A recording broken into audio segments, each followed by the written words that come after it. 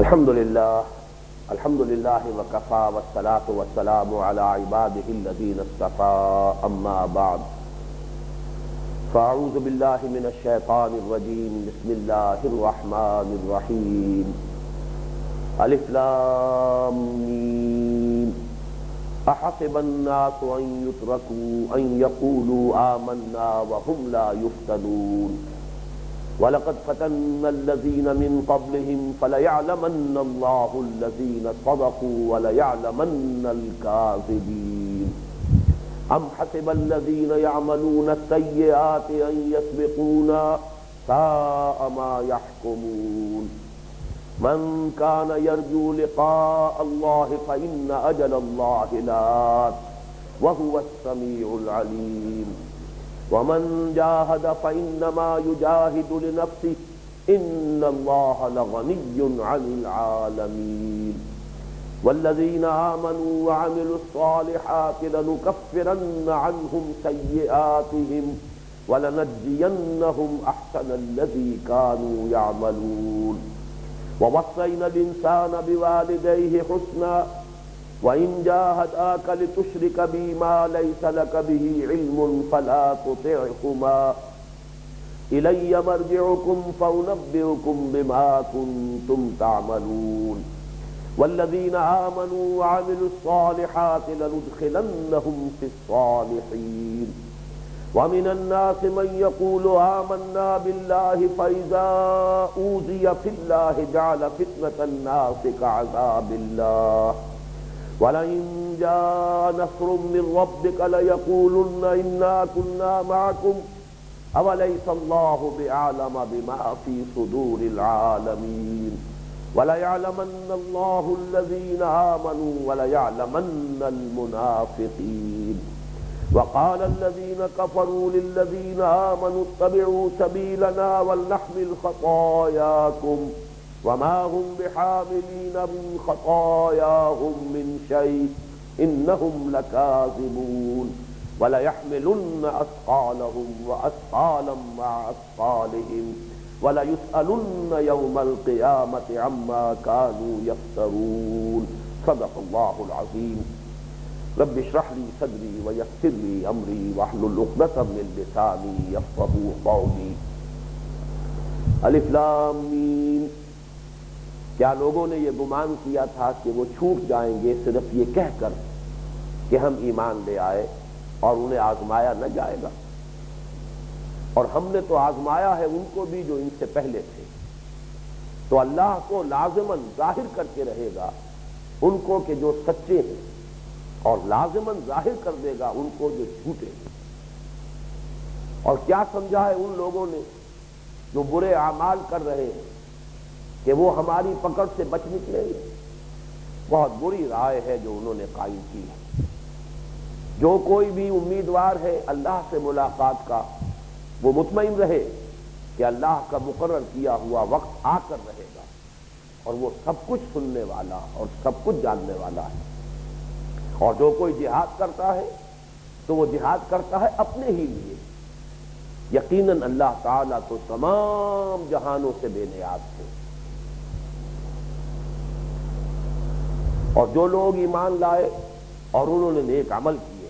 ہم لازماً دور کر دیں گے ان سے ان کی برائیوں کو، اور لازماً بدلہ دیں گے انہیں بہت عمدہ، بہت اعلیٰ اور احسن ان کے اعمال کے مقابلے میں۔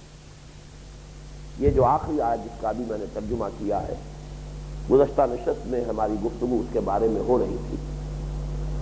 اس میں جیسا کہ میں نے اس وقت بھی عرض کیا تھا، اس میں نہایت تاکید کا انداز ہے، بلکہ شاید آج جب کہ میں نے پورا رکوع جو ہے پڑھا ہے، اس کی تلاوت کی ہے، تو آپ نے نوٹ کیا ہو کہ یہ صیغہ جو ہے فعل مضارع سے قبل لام مفتوح اور آخر میں نون مشدد جس قدر تکرار کے ساتھ اس رکوع میں آیا ہے، شاید کسی ایک جگہ پر قرآن مجید میں یہ صیغہ اس کثرت کے ساتھ، اس تکرار کے ساتھ جمع نہ ہوا۔ فَلَيَعْلَمَنَّ اللَّهُ الَّذِينَ صَدَقُوا وَلَيَعْلَمَنَّ الْكَاذِبِينَ، آگے چل کر پھر وَلَيَعْلَمَنَّ اللَّهُ الَّذِينَ آمَنُوا وَلَيَعْلَمَنَّ الْمُنَافِقِينَ۔ اسی طرح اس میں جو آیا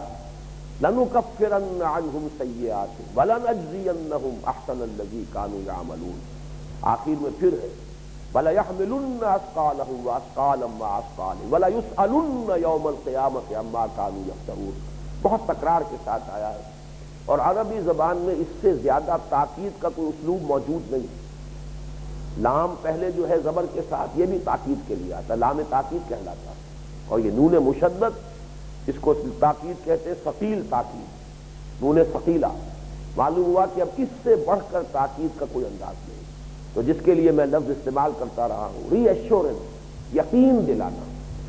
خاطر جمع رکھو، دل جمع رکھو، مطمئن رہو، یہ ہو کر رہے گا. اللہ کا یہ بدلہ، یہ اجر و ثواب مل کر رہے گا. اللہ سے ملاقات، اللہ کے حضور میں حاضری کا وقت آ کر رہے گا. یہاں پر جو فرمایا ہے والذین آمنوا وعملوا الصالحات، یہاں سب سے زیادہ اہم نقطہ یہ ہے کہ یہ عمل صالح اس وقت کون سا تھا. ہمارا ایک خاص ذہن بن گیا ہے کیونکہ ہم مسلمان پیدا ہوئے اور پوری شریعت کا ڈھانچہ ہمارے سامنے ہے. پھر اس میں بھی نیکی کے جو درجات ہیں اس کا ایک تصور ہے جو ہمارے ذہنوں میں بیٹھ گیا ہے. نوافل ہے یا اور ظواہر ہے، اتباع سنت میں آگے سے آگے بڑھنا. عام طور پر ذہنوں میں نقشہ جو ہے عمل صالح، نیکی، بھلا کام، وہ یا عبادات کے حوالے سے ہے یا اتباع سنت سے ہے، وضاحت ہے، شکل و صورت ہے، ظواہر و مظاہر ہے. ان سب میں انسان آگے سے آگے بڑھتا چلا جائے تو یہ گویا کہ ہمارے ذہن میں نیکی کے درجات میں اس کی ترقی ہو رہی ہے. سوال یہ کہ جب یہ آیات نازل ہو رہی ہے، شریعت کا تو وجود ہی نہیں تھا. ابھی نہ سود حرام ہے، نہ شراب حرام ہے، نہ جوا حرام ہے، کچھ بھی حرام نہیں. سوائے بت پرستی کی حرمت کے اور تو کوئی حرمت ابھی آئی نہیں. پھر یہ کہ سوائے نماز کے ابھی کوئی عمل ہے ہی نہیں. نہ روزہ ہے، نہ زکوٰۃ ہے، نہ ہی کوئی اور لوازم ہے، کچھ بھی نہیں. تو معلوم ہوا یہاں عمل الصالحات، ابھی جسے ہم سنن کہتے ہیں، سنت حضور کی، ان کا کوئی تذکرہ ہی نہیں، کوئی تصور ہی نہیں سرے سے. تو ہمیشہ سمجھنے کی ضرورت ہے کہ یہاں جو لفظ آ رہا ہے والذین آمنوا وعملوا الصالحات، اور وہ لوگ کہ جو ایمان لائے اور جنہوں نے نیک عمل کیے، یہاں نیک عمل سے تین چیزیں مراد ہو سکتی ہیں. سب سے مقدم، سب سے اہم وہ صبر اور استقامت. جو ستایا جا رہا ہے، جو بھی آزمائشیں آ رہی ہیں، ان میں ثابت قدم ہے، پیچھے قدم نہ ہٹے. یہی اصل میں سب سے بڑا عمل صالح ہے، یہی سب سے بڑا جہاد ہے. ومن جاہد فإنما یجاہد لنفسہ. ابھی وہ اقدامی جہاد تو کہیں ہے ہی نہیں. ابھی تو جہاد سارا کا سارا اسی میں ہے. سارے انسان کی سیرت و کردار کا ٹیسٹ جو ہے وہ اسی میں مضمر ہے کہ کھڑا رہتا ہے یا نہیں، اس تشدد اور پرسیکیوشن اور دباؤ کو جھیل کر اپنے موقع پر ڈٹا رہتا ہے یا نہیں. تو عمل صالح کی سب سے بڑی تعبیر صبر اور استقامت. یا ایک چیز کا اضافہ ابتدا ہی میں ہو گیا ہے، اور وہ نماز، خصوصاً رات کی نماز. اور نماز میں قرآن مجید کی ایسی قرات،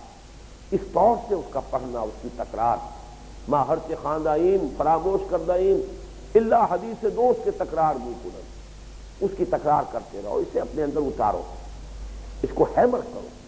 یا ایھا المزمل قم اللیل الا قلیلا نصفہ او انقص منہ قلیلا او زد علیہ ورتل القرآن ترتیلا. ترتیل قرآن اور اسے اپنے اندر جذب کرنا، بلکہ جذب کرنے سے زیادہ یہاں پہ جو لفظ استعمال ہے ہیمر کرنا، اس کو اتارنا ہے. اسی کا نقشہ اقبال نے کھینچا اپنے اس شعر میں کہ چوب جہاں در رفت جہاں دیگر شبد، جہاں تو دیگر شد جہاں دیگر شبد. جب یہ کسی کے باطن میں اتر جاتا ہے، اس کو اتارا جائے گا تو اترے گا.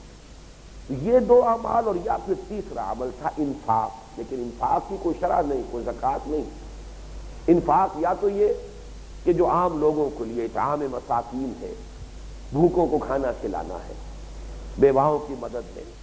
جو بھی یوں سمجھیے کہ اخلاق فاضلہ، یہ تو بنیادی طور پر بیسک ہیومن مورلز جو ہے ان میں شامل کی بات. یا ایک کھاتا کھلا ہے کچھ عرصے کے بعد، اور وہ یہ کہ جو بھی غلام طبقے سے تعلق رکھتے تھے، غلام اور کنیزیں جو ایمان لے آئے، انہیں خرید کر حضرت ابو بکر رضی اللہ تعالیٰ عنہ نے اپنے مال سے خریدا اور آزاد کیا. کل عمل صالح یہ ہے. اس کے علاوہ باقی سارے تصورات جو آپ کے ذہن میں اپنے تاریخی پس منظر اور جو بھی ہمارا سماجی پس منظر ہے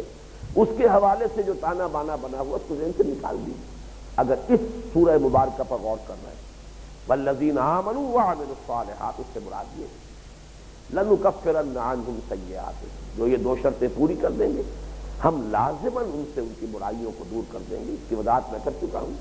برائیوں کا دور کرنا اس معنی میں بھی کہ سابقہ زندگی کے گناہ جو ہے وہ دھل جاتے ہیں۔ اسلام لانا سابقہ زندگی کے تمام گناہوں کا کفارہ بن جاتا ہے، وہ سارا حساب اور صاف ہو جاتا ہے۔ اور اس کے علاوہ جو بھی اپنے کردار میں، سیرت میں، اپنی شخصیت میں اگر کوئی بری عادتیں، برے معمولات کا انسان خوگر ہو گیا ہے تو اس کی بھی گویا کہ اللہ تعالیٰ کی طرف ضمانت دی جا رہی ہے کہ اس کی بھی اصلاح ہم کرتے ہیں۔ وَلَنَجْزِيَنَّهُمْ أَحْسَنَ الَّذِي كَانُوا يَعْمَلُونَ، اور ہم لازماً بدلہ دیں گے انہیں بہت بہتر ان کے اعمال کے مقابلے میں۔ یہ اصل میں مجھے آپ سے عرض کرنا ہے کہ یہ دو تعبیرات قرآن مجید میں آئی ہیں، اور آج میں نے اس کا معجم المفرس جو ہے لالفاظ القرآن الحکیم اس کی مدد سے جائزہ لیا، تو ایک تو یہ حقیقت سامنے آئی کہ 3 ہی مرتبہ یہ تعبیر آئی ہے کہ جس میں بے کا اضافہ نہیں، حرف با نہیں ہے۔ 3 جگہ حرف با کے ساتھ آیا ہے، جیسے 2 مرتبہ تو سورہ نحل میں ہے وَلَنَجْزِيَنَّ الَّذِينَ صَبَرُوا أَجْرَهُمْ بِأَحْسَنِ مَا كَانُوا يَعْمَلُونَ۔ بِأَحْسَنِ، جو کچھ انہوں نے کیا تھا اس میں سے جو احسن ہے اس کے معاوضے میں اجر ملے گا۔ اجر جو ہے وہ یقیناً اعمال کا نتیجہ ہے، محنت کا۔ فضل اور اجر میں یہی فرق ہے، فضل اللہ تعالیٰ کی طرف سے بلا استحقاق ملے گا، جو بھی اضافی طور پر اللہ اپنی طرف سے دے گا وہ فضل ہے، اور جو بھی محنت اور مشقت کی گئی ہے، جو کسب کیا گیا ہے، اس کا جو بدلہ ہے وہ اجر ہے۔ لیکن اجر میں بھی اب ایک انسان کے اعمال ہیں، کچھ اعمال اس کے بہت اعلیٰ ہیں، کچھ اعمال اس درجے کے نہیں ہیں، کمتر درجے کے ہیں۔ تو کسی شخص کی اسیسمنٹ کرتے ہوئے، جیسے کہ انکم ٹیکس آفیسر اسیسمنٹ کرتا ہے، ایسے ہی کسی شخص کی اسیسمنٹ کرتے ہوئے اس کے بہترین اعمال کو سامنے رکھا جائے، کمتر اعمال کو نہیں بلکہ بہترین اعمال کے مناسبت سے اس کا مقام و مرتبہ معین کیا جائے۔ یہ مفہوم وہاں ہے جہاں حرف با کا اضافہ ہے، وَلَنَجْزِيَنَّ الَّذِينَ صَبَرُوا أَجْرَهُمْ بِأَحْسَنِ مَا كَانُوا يَعْمَلُونَ۔ سورہ نحل کی آیت نمبر 96 اور 97 میں پھر آیا ہے وَلَنَجْزِيَنَّهُمْ أَجْرَهُمْ بِأَحْسَنِ مَا كَانُوا يَعْمَلُونَ، اور سورہ زمر کی آیت نمبر 35 میں ہے وَيَجْزِيهِمْ أَجْرَهُمْ بِأَحْسَنِ مَا كَانُوا يَعْمَلُونَ۔ تو یہاں با کے اضافے کے ساتھ کا اس کا مفہوم یہ ہوا کہ ان کے اعمال میں سے جو بہترین ہے ان کی مناسبت سے ان کا مقام و مرتبہ جنت میں معین ہوگا۔ یہ جو ہے دوسرا اصول جو آج ہمیں یہاں ہمارے سامنے ہے سورہ عنکبوت کی سایہ مبارکہ میں، یہ آیا ہے سورہ توبہ کی آیت نمبر 121 میں بھی لَيَجْزِيهِمُ اللَّهُ أَحْسَنَ مَا كَانُوا يَعْمَلُونَ، اور سورۃ النور کی آیت نمبر 38 یہ ہمارے منتخب نصاب کے حصہ دوم میں درسہ دوم ہے، آیات نور دوسرا سبق ہے لِيَجْزِيَهُمُ اللَّهُ أَحْسَنَ مَا عَمِلُوا وَيَزِيدَهُم مِّن فَضْلِهِ وَاللَّهُ يَرْزُقُ مَن يَشَاءُ بِغَيْرِ حِسَاب۔ یہاں یہ بغیر با کے اضافے کے آیا ہے، اور وہی سورہ عنکبوت کی آیت بھی ہے وَلَنَجْزِيَنَّهُمْ أَحْسَنَ الَّذِي كَانُوا يَعْمَلُونَ۔ تو اس کی جب میں نے تحقیق کی تو مولانا اشرف علی تھانوی رحمۃ اللہ علیہ نے صحیح طور پر اس کو ملحوظ رکھا ہے، اور وہ یہ ہے کہ ان کے استحقاق سے بھی زیادہ ان کے اعمال جس درجے کے ہیں اس سے بھی بڑھ کر اللہ اجر دے گا، احسن ہوگا اس کا اجر ان کے اعمال سے بھی بڑھ کر۔ تو یہ گویا کہ تاکید بھی انتہا کی، اور پھر یہ کہ اس میں جو تشویق ہے اللہ تعالیٰ کی طرف سے جو وعدے کیے جا رہے ہیں اس میں اضافہ یہ ہو رہا ہے کہ تمہارے اعمال ہی کی مناسبت سے نہیں، اس سے بھی بڑھ کر ہم تمہیں نوازیں ہیں۔ اس کے بعد کی 2 آیات میں اب خاص مسئلہ کہ جو نوجوانوں کا تھا اس سے ایک بحث کی جا رہی ہے، اور اس میں بھی آپ دیکھیں گے کہ ایک آیت میں حکم کی سختی ہے، دوسری آیت میں دل جوئی ہے۔ وہ جو میں نے اصول معین کیا تھا کہ اس رکوع میں آلٹرنیٹلی یہ مضامین آ رہے ہیں، ایک آیت میں یا 2 آیتوں میں اگر زجر ہے، ملامت ہے، تنبیہ ہے، تحدید ہے، تو پھر 1 یا 2 آیتوں ہی کے اندر پھر تشویق و ترغیب، دل جوئی، دل جمعی کا سامان، اطمینان دلانا، حوصلہ بڑھانے کی کوشش کرنا، یہ دونوں چیزیں ایک دوسرے کے بعد آ رہی ہیں۔ فرمایا وَوَصَّيْنَا الْإِنسَانَ بِوَالِدَيْهِ حُسْنًا، اور ہم نے وصیت کی ہے انسان کو اس کے والدین کے بارے میں حسن سلوک کی۔ یہ وصیت ایک تو یوں سمجھیے کہ فطرت انسانی کے اندر جو کچھ ہے وہ گویا کہ اللہ تعالیٰ ہی کی طرف سے ودیت کرتا ہے،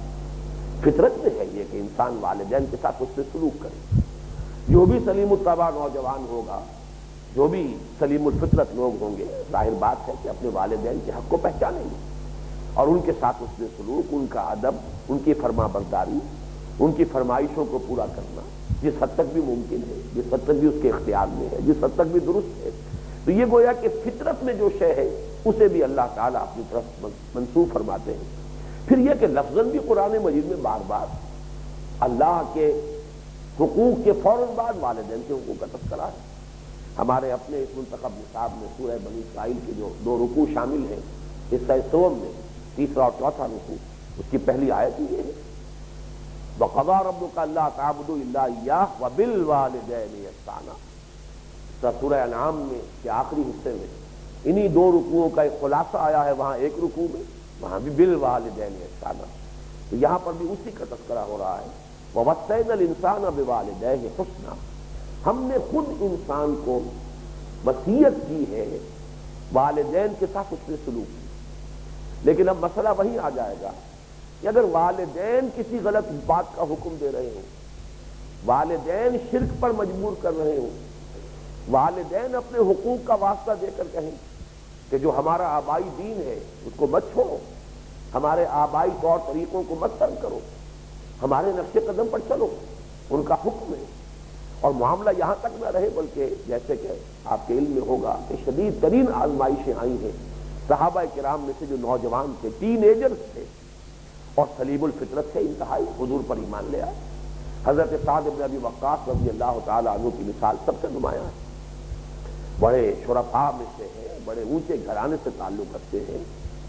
والد فوت ہو چکے ہیں، ماں نے بڑی پیار سے، محبت سے، بڑی امنگوں سے، آرزوؤں سے، جیسے کچھ بھی تمنائیں ہوں گی پالا ہے، پوسا ہے۔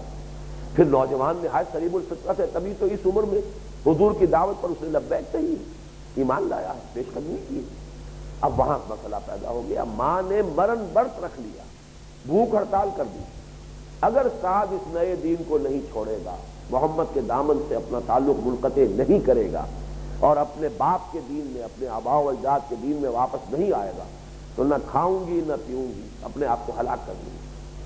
اب آپ اپنے اوپر اس سے خود طاری کر کے سوچئے،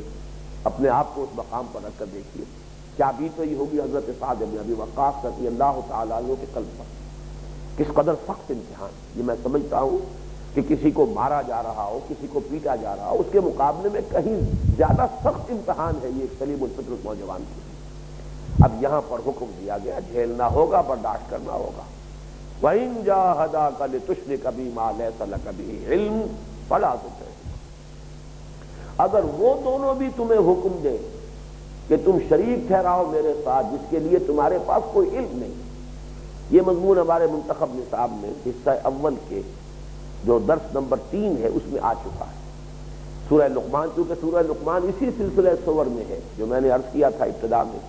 کہ یہ 4 سورتیں آئی ہیں تسلسل کے ساتھ جو الف لام میم سے شروع ہوئی ہیں۔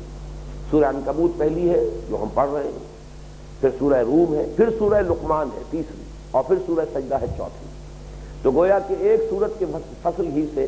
اس کے بعد جو سورہ لقمان ہے اس کے دوسرے رکوع میں یہ مضمون موجود ہے۔ وَوَصَّيْنَا الْإِنسَانَ بِوَالِدَيْهِ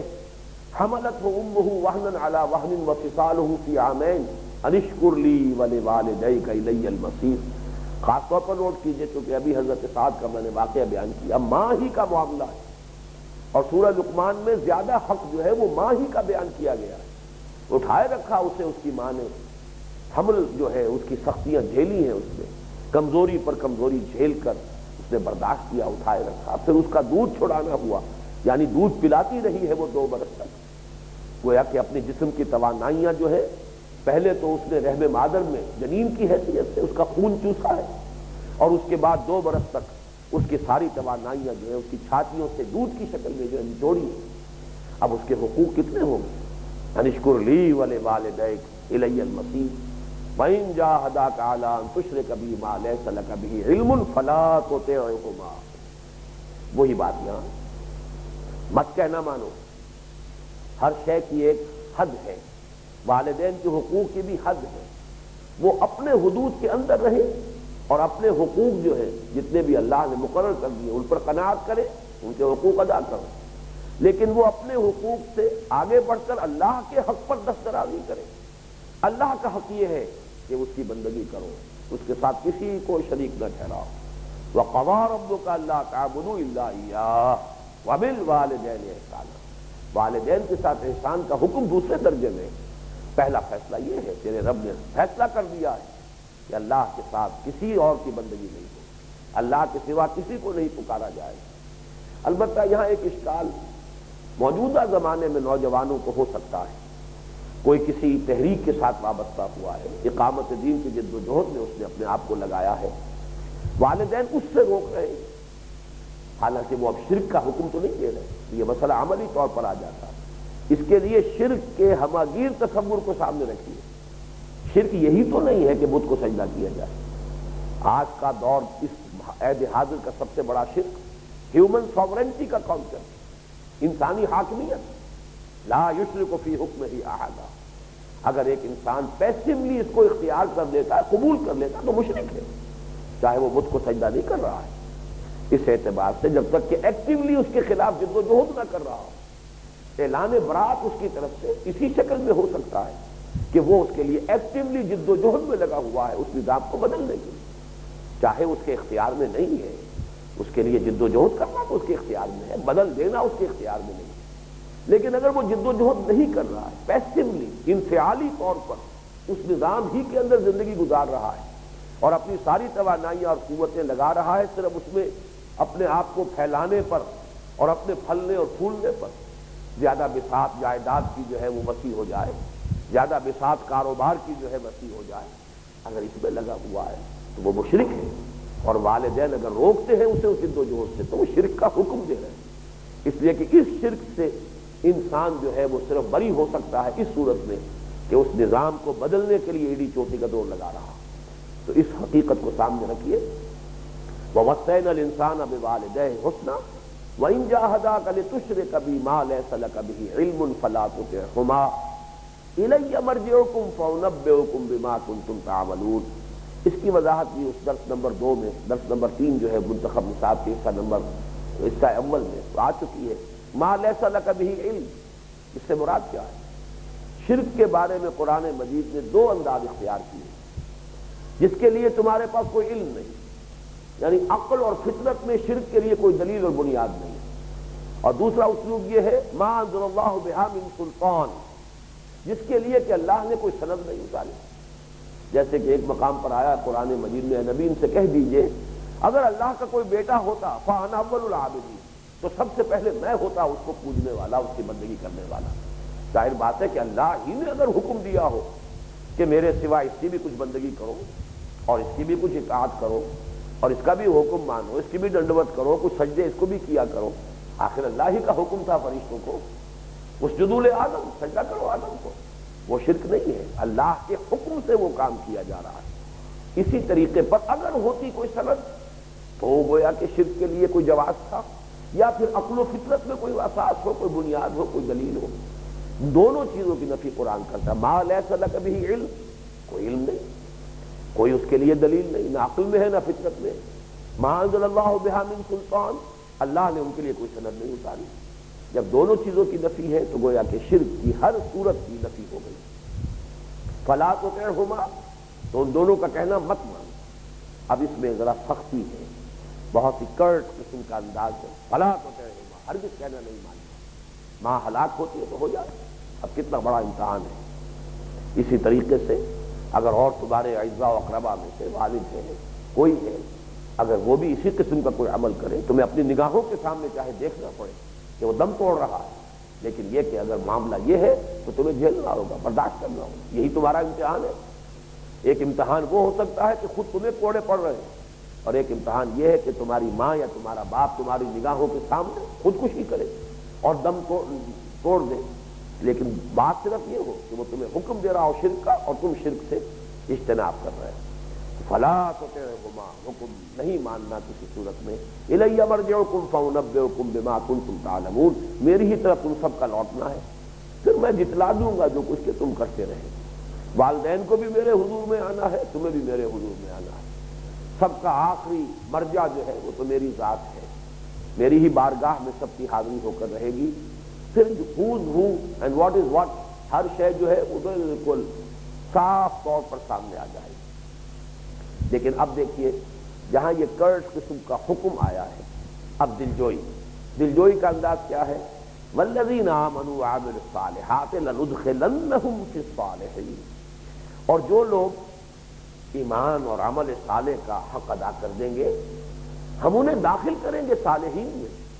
انہیں شامل کریں گے۔ انداز دیکھیے یہاں پر کہ تم کٹ رہے ہو اپنے والدین سے، تمہیں اس کا صدمہ ہے، تم اپنے والدین سے کٹ گئے، اپنے اعزاء و اقارب سے کٹ گئے، بیوی اپنے شوہر سے کٹ گئی، شوہر اپنے بال بچوں سے کٹ گیا، اگر بیوی ایمان نہیں لا رہی، بچے ایمان نہیں لا رہے، اگر تم کٹ رہے ہو تو یہی نہ دیکھو کہ کٹ رہے ہو، یہ بھی تو دیکھو کہ جڑ بھی رہے ہو۔ تم محمد سے جڑ گئے ہو صلی اللہ علیہ وسلم، تم ابو بکر صدیق سے وابستہ ہو گئے ہو رضی اللہ تعالی عنہ، اہل ایمان کی رفاقت اور معیت تمہیں حاصل ہو رہی ہے۔ لندخلنہم فی الصالحین، ہم لازماً انہیں داخل کریں گے۔ پھر دیکھیے وہی انداز، لندخلنہم، ہم لازماً انہیں داخل کریں گے صالحین میں۔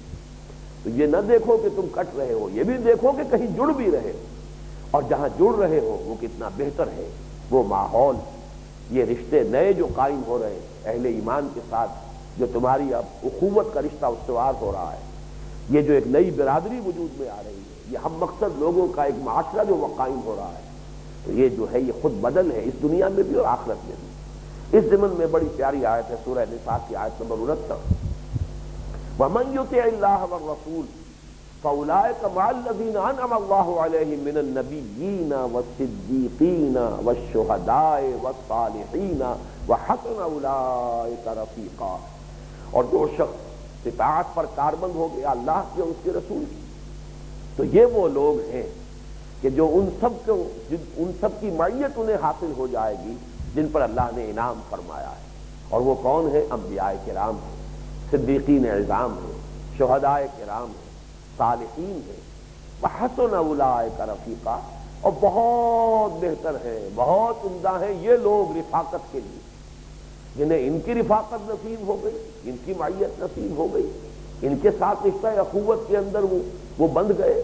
تو ظاہر بات ہے کہ ان سے بڑھ کر کون خوش نصیب ہوگا، اس سے بہتر کون سی رفاقت ہوگی، اس سے بہتر کن کی صحبت و معیت ہوگی۔ وَمَن يُطِعِ اللَّهَ وَالرَّسُولَ فَأُولَٰئِكَ مَعَ الَّذِينَ أَنْعَمَ اللَّهُ عَلَيْهِم مِّنَ النَّبِيِّينَ وَالصِّدِّيقِينَ وَالشُّهَدَاءِ وَالصَّالِحِينَ وَحَسُنَ أُولَٰئِكَ رَفِیقًا۔ اب آپ خود غور کیجئے کہ جن نوجوانوں کے دل زخمی ہو گئے اس وجہ سے کہ وہ اپنے خاندان والوں سے کٹ گئے ہیں، اپنے والدین سے کٹ گئے ہیں، بھائیوں سے جدا ہو گئے ہیں، یہ آیت مبارکہ جو ہے والذین آمنوا وعملوا الصالحات لندخلنہم فی الصالحین، ان کے زخمی دلوں پر کیسے مرہم بن کر یہ آیت جو ہے اس نے پھوئے کا کام دیا ہوگا کہ ان کے لیے تسکین کا، کہ دیکھو تم صرف کٹے ہی نہیں ہو، جڑے بھی ہو۔ اس کے بعد جو دو آیات آ رہی ہیں یہ گویا کہ اس مضمون کا ایک اعتبار سے کلائمیکس ہے۔ آیت نمبر 2 اور 3 میں جو مضمون آیا تھا اس میں ذرا ایک پردہ رکھ لیا گیا تھا ابھی، اور وہ پردہ یہ تھا کہ فَلَيَعْلَمَنَّ اللَّهُ الَّذِينَ صَدَقُوا وَلَيَعْلَمَنَّ الْكَاذِبِينَ، اللہ تعالیٰ لازماً ظاہر کر دے گا، اظہر من الشمس کر دے گا، مبرہن کر دے گا، علم نشرح کر دے گا، ان کو بھی کہ جو سچے اور ان کو بھی جو جھوٹے، یعنی ان کو بھی جو صدق دل سے ایمان لائیں اور ان کو بھی جو جھوٹ موٹ کے لیے ایمان لائیں۔ حالانکہ واقعہ یہ ہے کہ آپ غور کیجئے کہ اس وقت کا جو ماحول تھا اس میں جھوٹ موٹ کے لیے ایمان لانا یا دھوکہ دینے کے لیے ایمان لانے کا کچھ سوال ہی نہیں، اس لیے کہ ایمان لانے میں کوئی فائدہ تھا ہی نہیں۔ مدینے میں تو یقیناً ایسے لوگ تھے،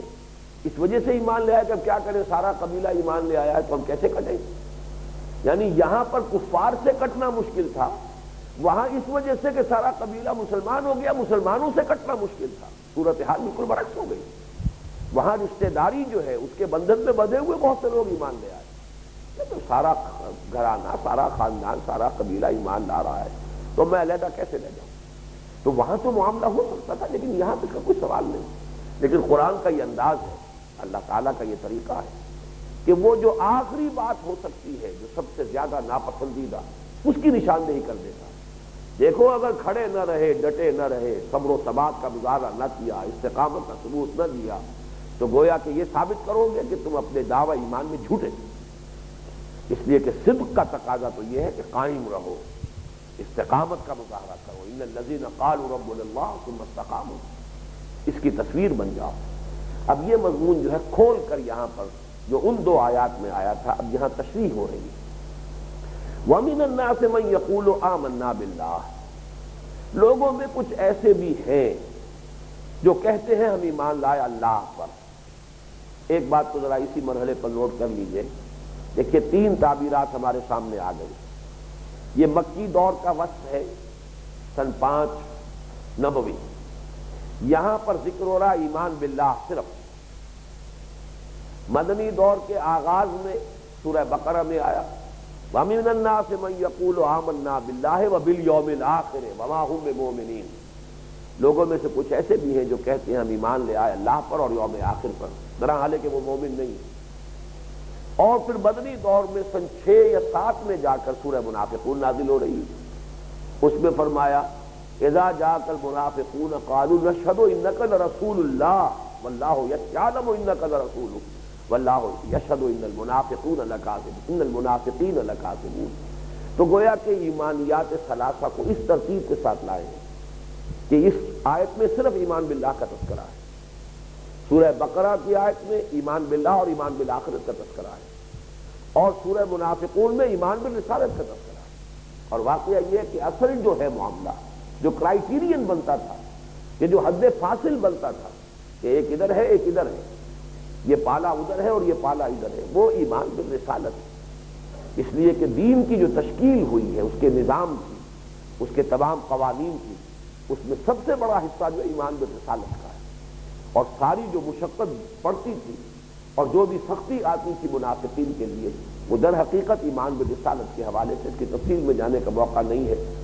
سورہ نساء میں یہ مضامین بڑی تفصیل کے ساتھ بیان ہوئے ہیں۔ بہرحال آگے چلیے اس آیت مبارکہ کا مطالعہ کیجیے۔ وَمِنَ النَّاسِ مَن يَقُولُ آمَنَّا بِاللَّهِ، کچھ لوگوں میں سے ایسے بھی ہیں جو کہتے ہیں ہم ایمان لے آئے اللہ پر۔ فَإِذَا أُوذِيَ فِي اللَّهِ، اور جب اسے ایذا پہنچائی جاتی ہے اللہ کے لیے یا اللہ کی راہ میں، اللہ کو ماننے کی وجہ سے، اللہ کی توحید کے اقرار و اعلان کے باعث، فَإِذَا أُوذِيَ فِي اللَّهِ، اللہ کی راہ میں، اللہ کی توحید کی بنا پر جب ایذا پہنچائی جاتی ہے، تکلیفیں دی جاتی ہیں، جعل فتنۃ الناس کعذاب اللہ،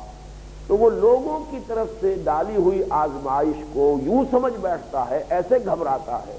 اس کا رد عمل ایسا ہے کہ گویا کہ اللہ کا عذاب ہے۔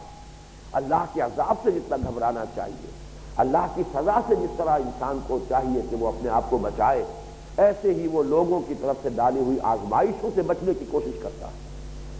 یہاں وہ دوسری نسبت آ گئی فتنے کی، میں گزشتہ نشست میں بیان کر چکا ہوں، فتنے کی 3 نسبتیں، دوسری آیت میں، تیسری آیت میں فتنے کی نسبت اللہ کی طرف سے، وَلَقَدْ فَتَنَّا الَّذِينَ مِن قَبْلِهِمْ، آیت نمبر 2، ہم نے تو آزمایا ہے ان سب کو جو ان سے پہلے، تو فتنہ اللہ کی طرف سے، فتنے کا فاعل اللہ۔ یہاں جعل فتنۃ الناس کعذاب اللہ، لوگوں کے فتنے کو وہ ایسے سمجھ بیٹھتا ہے، ایسے اس سے گھبرا جاتا ہے جیسے کہ اللہ کے عذاب سے گھبرانا چاہیے۔ تو یہاں نسبت ہو گئی لوگوں کی طرف، اس لیے کہ آزمائش اللہ کی، لیکن آ رہی ہے ابو جہل کے ہاتھوں، آ رہی ہے امیہ ابن خلف کے ہاتھوں، اور یہی معاملہ ہے سارا اس دنیا کے اندر۔ کوئی نعمت آپ کو مل رہی ہے کسی مادی وسائل و ذرائع کے مساقت سے، لیکن منعم حقیقی اللہ ہے۔ رزق آپ کو مل رہا ہے، ایک لمبا سلسلہ ہے اسباب کا اور علل کا، جس سے آپ کے کھانا پینا اور اس کی تمام ضروریات پوری ہو رہی ہیں۔ ان میں انسان بھی ہے، ہیومن ایجنسیز بھی ہیں، پھر فطرت کی قوتیں بھی ہیں، لیکن رازق اللہ ہے۔ یوں سمجھیے کہ تمام مادی اسباب و وسائل، ظاہر بات ہے کہ جو کچھ ہو رہا ہے ان کے ذریعے ہو رہا ہے، لیکن فاعل حقیقی اللہ ہے۔ لا فاعل فی الحقیقت ولا مؤثر الا اللہ، یہ توحید کا تقاضا ہے کہ جو کہ شیخ عبد القادر جیلانی رحمۃ اللہ علیہ کی وصایا میں بہت پیارا جملہ آیا، اپنے بچے کو وصیت کرتے ہوئے فرمایا کہ میرے بچے اس حقیقت کو پلے باندھ لیں، ذہن نشین کر لیں، لا فاعل فی الحقیقت ولا مؤثر الا اللہ، حقیقت میں کوئی فاعل اور کوئی مؤثر نہیں ہے سوائے اللہ کے۔ اگرچہ تاثیر سنکھیے کی ہے کہ انسان مر جاتا ہے، لیکن سنکھیے میں یہ تاثیر اللہ نے ڈالی ہے، اور اللہ جب چاہے اس تاثیر کو معطل کر سکتا ہے کہ انسان سنکھیا کھائے اور نہ مرے۔ آگ میں جلانے کی تاثیر اللہ نے پیدا کی، اللہ جب چاہے آگ سے اس کی تاثیر کو سلب کر سکتا ہے، اور اس نے سلب کی کہ حضرت ابراہیم علیہ السلام کے لیے وہ آگ جو ہے یا نارو کونی بردن و سلام علی ابراہیم، ان کے لیے وہ ٹھنڈی ہو گئی اور سلامتی کا ذریعہ بن گئی۔ اس اعتبار سے یہ تحقیق، یہ جو ہے توحید کا یہ مفہوم سامنے رہنا چاہیے۔ جعل فتنۃ الناس کعذاب اللہ، اب یہ جو منافقت کا اصل کردار ہے اس آیت کے اس بقیہ حصے میں واضح ہو رہا ہے۔ وَلَئِن جَاءَ نَصْرٌ مِّن رَبِّكَ، اور اگر آ جائے مدد آپ کے رب کی طرف سے، لَيَقُولُنَّ، پھر دیکھیے وہی انداز، میں نے تو بلکہ جب وہ گنا تھا کہ کتنے افعال اس چیزے کے ساتھ آئے ہیں تو ابھی یہ سارے تو میری گنتی میں آئے بھی نہیں تھے۔ لَيَقُولُنَّ إِنَّا كُنَّا مَعَكُمْ، تو وہ لازماً کہیں گے کہ ہم بھی تو آپ کے ساتھ ہی تھے۔ یہ ہے معاملہ اصل میں، اگرچہ اس کا ظہور بہت دیر میں جا کر ہوا ہے، نصرت اور فتح یہ تو مدنی دور کے بھی آخر میں جا کر حاصل ہوئی، لیکن یہ کہ کردار تو شروع ہی سے نمایاں کیا جا رہا ہے، اور اس میں ظاہر بات ہے کہ سوائے اس کے کہ لوگوں کو خود گویا کہ دعوت دی جا رہی ہے کہ اپنے باطن میں جھانکو، اپنے دلوں کو ٹٹولو، کہیں ایسا تو نہیں ہے کہ اگر یہ حالات تبدیل ہو جائیں، اس وقت تو تم گھبرا رہے ہو، یہ موج پریشان خاطر کو پیغام لبے ساحل نے دیا ہے، دور مثال بحر ابھی تو موجوں میں گھبرا بھی گئی، ابھی تو بڑے امتحان آنے والے ہیں، لیکن دلوں کو ٹٹولو۔ ایسا تو نہیں ہوگا کہ اس وقت تو تمہارے پائے ثبات کے اندر لغزش پیدا ہو رہی ہے، لیکن اگر نصرت آ جائے، فتح آ جائے، غلبہ آ جائے، مال غنیمت ملنے لگے تو پھر یہ کیفیت بدل جائے گی۔ اگر ایسا ہے تو یوں سمجھ لو کہ نفاق کے بیج تمہارے دلوں میں موجود ہے، تمہاری طبیعت کی یہ کمزوری، تمہاری ضعف ارادہ، تمہارے اندر استقامت اور صبر و مثابرت کا یہ فقدان، یہ در حقیقت نفاق کے لیے خیز زمین ہے، اسی میں پھر نفاق کا بیج پڑے گا، اور پھر وہی ہے کہ جو ایک تناور درخت بن جائے گا۔ اس کی تنبیہ کی پیشگی جو ہے یہاں پر یہ صورت اختیار کی گئی، وَلَئِن جَاءَ نَصْرٌ مِّن رَّبِّكَ لَيَقُولُنَّ إِنَّا كُنَّا مَعَكُمْ، اور اگر آ جائے دوسری طرف کی طرف سے تو یہ لازماً کہیں گے کہ ہم بھی آپ کے ساتھ تھے۔ أَوَلَيْسَ اللَّهُ أَعْلَمَ بِمَا فِي صُدُورِ الْعَالَمِينَ، تو کیا اللہ خوب واقف نہیں ہے اس سے کہ جو کچھ لوگوں کے، تمام جہان والوں کے سینوں کے اندر ہے۔ اللہ تعالیٰ تو علیم ذات الصدور ہے، تمہارے سینوں میں جو کچھ مخفی ہے وہ جانتا ہے۔ یہ بھی در حقیقت دروں بینی کی دعوت دی جا رہی ہے، سیلف اسسمنٹ، اپنے آپ کو دیکھو، اپنے گریبان میں جھانکو، کہیں ایسا تو نہیں ہے۔ اگر ایسا ہے، جیسے کہ یہ تو مکی صورت ہے، سورہ قیامہ اور ابتدائی دور کی ہے، بَلِ الْإِنسَانُ عَلَىٰ نَفْسِهِ بَصِيرَةٌ، انسان اپنے نفس پر پوری بصیرت رکھتا ہے، ہر شخص جانتا ہے اگر جھانکے۔ یہ دوسری بات ہے کہ انسان خارج ہی میں محو رہے، باہر ہی کی دنیا میں اپنے آپ کو مشغول رکھے، کبھی دروں بینی سے کام ہی نہ لے، کبھی اپنے باطن میں جھانکے ہی نہ، کبھی اپنے دل کو ٹٹولے ہی نہ، یہ دوسری بات ہے۔ لیکن جب بھی کبھی انسان اپنے باطن میں جھانکے گا، اپنے اندر اپنے آپ کو ٹٹولے گا، حقیقت اس پر واضح ہو جائے گی۔ بَلِ الْإِنسَانُ عَلَىٰ نَفْسِهِ بَصِيرَةٌ، انسان خود اپنی ذات پر، اپنے باطن پر، اپنی اصل حالت و کیفیت پر خوب بصیرت رکھتا ہے، خوب جانتا ہے، اسے معلوم ہے کہ وہ کہاں کھڑا ہے، کتنے پانی میں۔ تو فرمایا أَوَلَيْسَ اللَّهُ بِأَعْلَمَ بِمَا فِي صُدُورِ الْعَالَمِينَ، کہ تم اپنے دلوں میں جھانکو اور جان لو یہ کہ جو حقیقت تمہاری باطنی جو کیفیت ہے جو تم پر منکشف ہو رہی، اللہ تم سے زیادہ جانتا ہے، اللہ اس سے واقف نہیں۔ اور اس کے بعد اب وہ پردہ اٹھا دیا گیا کہ یہ ذوف جو ہے، یہ ذوف ارادہ کہہ لیجیے، سیرت و کردار کی یہ کمزوری، قوت ارادی کا یہ ذوف، اس پھر آخری منزل، جیسے کہ کسی ٹی بی کے مریض کو خبردار کیا جائے اگر علاج نہیں کرو گے اور اگر پوری طرح پرہیز کا اہتمام بھی کرو گے تو پھر دیکھ لو وہ تیسری منزل جو ہے وہ دکھا دی جائے، اس لیے تاکہ ایک شخص متبع ہو جائے اور علاج پر کی طرف جو ہے علاج آمادہ ہو جائے۔ وہی انداز یہ ہے، وَلَيَعْلَمَنَّ اللَّهُ الَّذِينَ آمَنُوا وَلَيَعْلَمَنَّ الْمُنَافِقِينَ، اللہ تعالیٰ تو جان کر رہے گا یا کھول کر رہے گا، واضح کر کے رہے گا، بالکل مبہم کر دے گا، دودھ کا دودھ پانی کا پانی جدا کر دے گا۔ وَلَيَعْلَمَنَّ اللَّهُ الَّذِينَ آمَنُوا وَلَيَعْلَمَنَّ الْمُنَافِقِينَ۔ وہاں آیا تھا آیت نمبر 2 میں فَلَيَعْلَمَنَّ اللَّهُ الَّذِينَ صَدَقُوا وَلَيَعْلَمَنَّ الْكَاذِبِينَ۔ یہاں فرمایا وَلَيَعْلَمَنَّ اللَّهُ الَّذِينَ آمَنُوا وَلَيَعْلَمَنَّ الْمُنَافِقِينَ، اور اللہ تعالیٰ تو لازماً ظاہر کر دے گا ان کو بھی جو مومن صادق ہیں، جو حقیقتاً ایمان لائے، اور اللہ تعالیٰ بالکل ننگا کر دے گا ان کو بھی کہ جو منافق ہیں۔ پھر میں عرض کر رہا ہوں کہ مکی دور میں اس نفاق کی کوئی صورت نہیں تھی، کوئی امکان نہیں تھا، کاہے کہ کوئی شخص ایمان کا دعویٰ کرے گا وہاں، لیکن یہ کہ قرآن مجید کا اسلوب یہ ہے، آخری بات بتا دو کہ یہ ضعف ارادہ، یہ تمہاری کمزوری، یہ در حقیقت اس کے اندر خطرات مضمر ہیں، اس کے یہ زرخیز زمین ہے نفاق کی کہ بیج پڑنے کے لیے۔ یہ واحد مقام ہے پورے مکی قرآن میں جہاں لفظ منافق آیا ہے، وَلَيَعْلَمَنَّ الْمُنَافِقِينَ۔ منافق کے معنی کیا ہے، نفاق کے کا سبب کیا ہے، نفاق کے مدارج کیا ہے، اس بیماری کے درجات کیا ہے، اس پر تفصیل سے گفتگو ہو چکی، اور یہی ربط ہے ہمارے اس منتخب نصاب میں کہ سورہ صف اقامت دین، غلبہ دین کی جد و جہد کے لیے جہاد اور قتال پر جامع ترین صورت، اس سے گریز، اور اس کی آخری منزل نفاق سورہ منافقون، اور اسی کی در حقیقت یہ شرح ہو رہی ہے۔ ایک اعتبار سے یہ اسی سورہ منافقین کے جو مضامین ہیں انہی کا تسلسل ہے کہ جو سورہ عنکبوت کے اس پہلے رکوع میں آ رہا ہے۔ اس میں البتہ یہ نوٹ کر لیجئے کہ قرآن مجید میں یہ مضمون مکی صورتوں میں ایک جگہ اور آیا ہے، اور وہ سورہ حج ہے۔ وہاں لفظ نفاق تو نہیں آیا لیکن مضمون پورا آ گیا ہے، اور بڑی حیران کن بات یہ ہے کہ وہاں بھی آیت نمبر 11 ہے۔ یہ اس میں اتفاق کی بات ہے، لیکن یہ کہ بہرحال اس کے حوالے سے کچھ چیزیں یاد رکھنی اور ذہن میں مستحضر رکھنی آسان ہو جاتی ہے۔ آیت نمبر 11 یہ ہے وَلَيَعْلَمَنَّ اللَّهُ الَّذِينَ آمَنُوا وَلَيَعْلَمَنَّ الْمُنَافِقِينَ، اور یہاں بھی سورہ حج میں بھی آیت نمبر 11 ہے وَمِنَ النَّاسِ مَن يَعْبُدُ اللَّهَ عَلَى حَرْفٍ فَإِنْ أَصَابَهُ خَيْرٌ اطْمَأَنَّ بِهِ وَإِنْ أَصَابَتْهُ الْفِتْنَةُ انقلب عَلَى وَجْهِهِ خَسِرَ الدُّنْيَا وَالْآخِرَةَ ذَلِكَ هُوَ الْخُسْرَانُ الْمُبِينُ۔ لوگوں میں کچھ ایسے بھی ہیں، آیت کا اسلوب وہی ہے وَمِنَ النَّاسِ مَن يَعْبُدُ اللَّهَ عَلَى حَرْفٍ، جو اللہ کی بندگی کرتے ہیں، کرنا چاہتے ہیں، لیکن کنارے کنارے، مجدھار میں کودنے کو تیار نہیں، جان و مال کے لیے خطرات گوارا کرنے کو تیار نہیں، بچ بچ کر چلنا چاہتے ہیں اور اپنی جان و مال کو بچا بچا کر رکھنا چاہتے ہیں۔ وَمِنَ النَّاسِ مَن يَعْبُدُ اللَّهَ عَلَى حَرْفٍ، کنارے،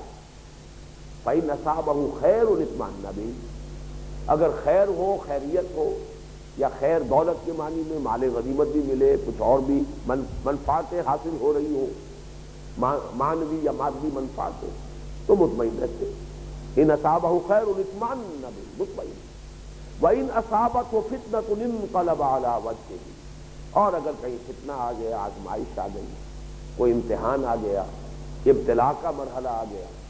کہیں جان و مال کے لیے خطرات آ گئے، ایذا آ گئی، فَإِذَا أُوذِيَ فِي اللَّهِ جَعَلَ فِتْنَةَ النَّاسِ كَعَذَابِ اللَّهِ وَلَئِنْ أَصَابَتْهُ فِتْنَةٌ انقلب عَلَى وَجْهِهِ، اوندھے منہ گر پڑتا ہے، الٹا ہو جاتا ہے اپنے منہ پر، انقلب علی وجہہ، خسر الدنیا والآخرہ، یہ خسارہ ہے دنیا اور آخرت دونوں، اس لیے کہ یہ منافقت ہے، یہ وہ شے ہے جیسے کہ ہم پڑھ چکے ہیں کہ ان المنافقین فی الدرک الاسفل من النار، آخرت میں بھی آگ کا سب سے نچلا طبقہ، جہنم کا سب سے نچلا طبقہ منافقین کے لیے، اور اس دنیا میں بھی اس درجے تک جو ہے وعید ہم پڑھ چکے ہیں کہ آئی ہے کہ نبی اکرم صلی اللہ علیہ وسلم کا استغفار بھی ان کے حق میں اس تاکید کے ساتھ کہ اگر آپ ان تستغفر لہم 70 مرۃ لا یغفر اللہ، اگر آپ 70 مرتبہ بھی ان کے لیے استغفار کریں گے تو اللہ تعالیٰ ان کو معاف نہیں فرمائے گا۔ یہ جو ہے بدترین انجام، یہ نتیجہ ہے اس طرز عمل کا۔ خسر الدنیا والآخرہ ذلک هو الخسران المبین، یہی ہے سب سے کھلا اور واضح اور نمایاں خسارہ، یہی ہے سب سے بڑی تباہی اور بربادی۔ والعصر ان الانسان لفی خسر الا الذین آمنوا وعملوا الصالحات وتواصوا بالحق وتواصوا بالصبر، یہ جو آخری بات اس سورہ مبارکہ میں آئی تھی اسی کی در حقیقت تشریح ہے جو اس سبق میں ہو رہی ہے۔ بارک اللہ لی و لکم فی القرآن العظیم ونفعنی وإیاکم بالآیات والذکر الحکیم۔